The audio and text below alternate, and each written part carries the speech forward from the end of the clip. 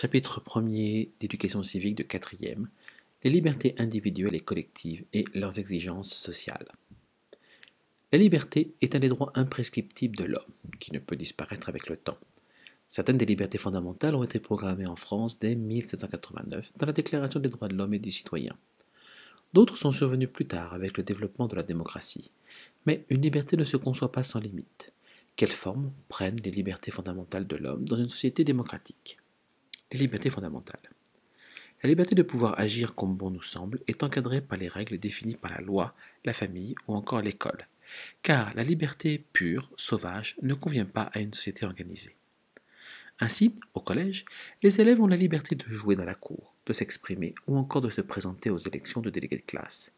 Mais ces libertés doivent s'adapter aux contraintes du lieu et de vie en communauté.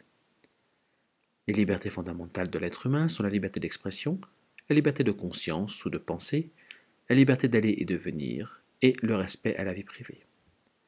De ces 4 libertés en découlent d'autres, comme la liberté d'association, de réunion.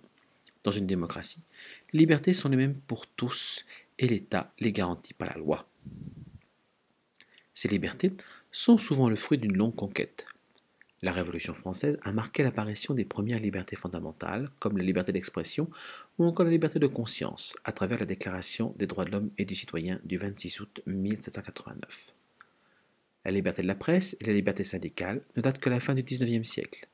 Et au XXe siècle, de grands textes garantissent ces libertés, comme la loi de séparation de l'Église et de l'État en 1905, la liberté de conscience et de laïcité, ou la Convention européenne des droits de l'homme et des libertés fondamentales en 1950. Les libertés collectives sont à la base de la démocratie.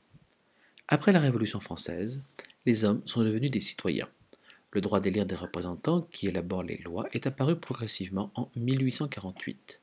Le suffrage est alors universel et masculin. En 1944, les femmes obtiennent le droit de vote. Le droit de réunion, longtemps interdit, s'impose à la fin du XIXe siècle. 1884, liberté syndicale.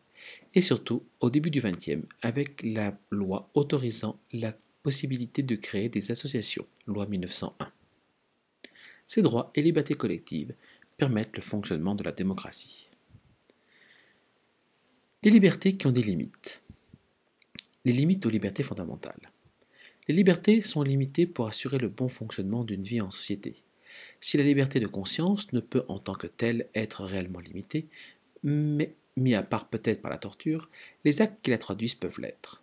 Ainsi, les signes ostentatoires, trop visibles de religion, sont interdits dans l'espace public, notamment à l'école, afin d'éviter les affrontements comme le prosélytisme, volonté d'imposer ses croyances.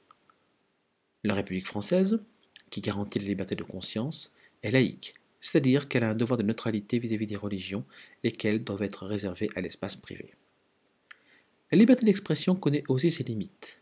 Ainsi, les insultes, y compris sur Internet, la diffamation, accusation mensongère, la négation des crimes contre l'humanité commis durant la Seconde Guerre mondiale, ou encore l'incitation à la haine raciale sont punis par la loi.